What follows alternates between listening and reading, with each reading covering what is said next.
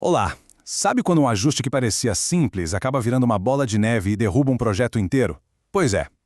Hoje a gente vai mergulhar fundo numa crise de infraestrutura que aconteceu de verdade. Um colapso que começou pequeno e, olha, quase levou tudo junto. Vamos entender o que rolou, por que rolou e, mais importante, tirar as lições que transformaram um simples operador de containers num verdadeiro arquiteto de sistemas. E tudo começa com essa tela aí. Assustadora, um alerta vermelho do Google, acesso bloqueado. E como se não bastasse, quase na mesma hora, a notícia. A API principal está fora do ar. O que todo mundo pensou que era um ataque hacker, na verdade começou de um jeito muito mais inocente. Foi só uma tentativa de consertar uma simples requisição HTTP que não estava funcionando. Beleza, então vamos entender isso. Como é que um problema trivial escalou para um colapso total? É exatamente aqui que a história começa a ficar boa. O objetivo inicial era super direto: fazer a ferramenta de automação N9 conversar com a Evolution API.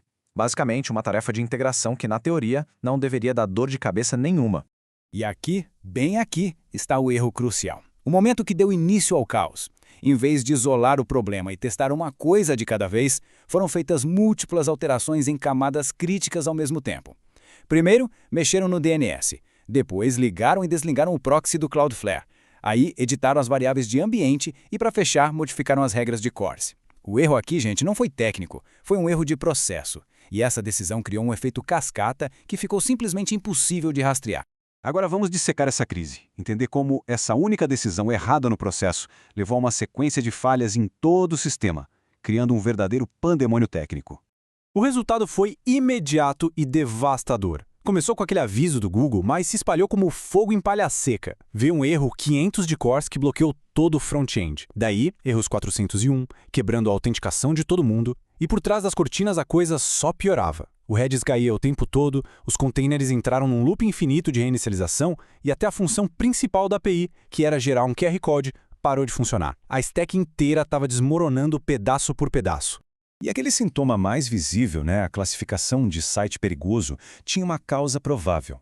A instabilidade repentina no DNS, junto com as tentativas constantes de revalidar o certificado SSL, fez os sistemas do Google acenderem um alerta vermelho, achando que era alguma atividade maliciosa.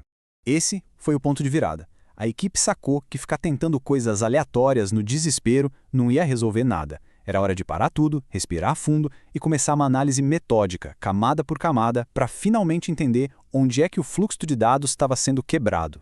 Uma infra moderna não é uma coisa só, É uma pilha de camadas, e entender cada uma delas foi a chave. Lá na base, o DNS, a fundação de tudo. Acima dele, o Cloudflare, que funciona como um escudo de segurança.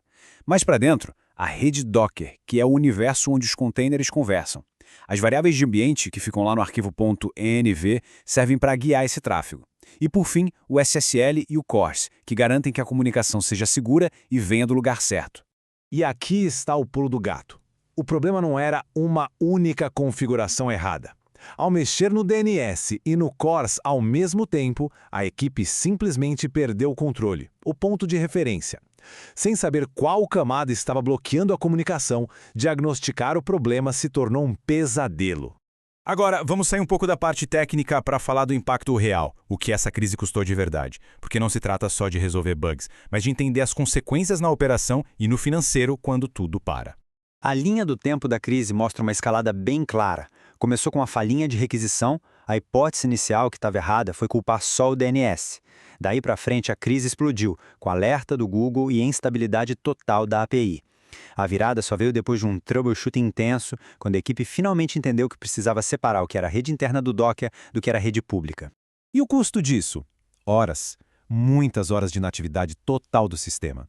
Cada minuto gasto tentando achar o problema era um minuto de paralisia na operação, com usuários bloqueados e prejuízo financeiro direto entrando na conta. E além do tempo e do dinheiro, a reputação do domínio foi para o chão. De um status confiável, passou para em risco durante a crise. A corrida não era só para consertar um bug, era para estancar o dano à reputação e reconstruir a confiança. E isso a gente sabe leva muito mais tempo do que corrigir uma linha de código. E isso tudo nos leva à lição final, a mais importante de todas. A crise forçou uma mudança radical na mentalidade da equipe. Foi uma evolução na marra, de operador para arquiteto. Essa comparação aqui ilustra perfeitamente a virada de chave. De um lado, o operador de container é aquele cara reativo, focado na ferramenta, que vive apagando incêndios, sabe? Corrigindo sintomas. Do outro, o arquiteto de stack, uma mentalidade totalmente diferente. É ser proativo, focar no sistema como um todo, construir uma infraestrutura para evitar o fogo. As lições, aprendidas do jeito mais difícil, viraram regras de ouro. Primeira, nunca, em hipótese alguma, alterar múltiplas camadas de uma vez. Segunda, o DNS é a base. Se ele tremer, tudo que está em cima desaba. Terceira, snapshot e backup não são opcionais, são obrigatórios antes de mudanças grandes. E quarta, o novo mantra é testar sempre de dentro para fora. E o resultado prático de toda essa jornada é esse checklist. Agora, antes de qualquer mudança estrutural, cada um desses itens tem que ser checado. Se faltar um ok aí, a alteração simplesmente não acontece. É a burocracia que salva o sistema. No fim das contas, esse incidente não foi um fracasso. Foi um rito de passagem, uma maturação forçada. E deixa uma pergunta no ar. O que separa quem só conserta erros de quem constrói sistemas que aguentam o tranco, sistemas resilientes? Talvez a resposta seja simples. É a capacidade de transformar a crise de hoje na fundação sólida de amanhã.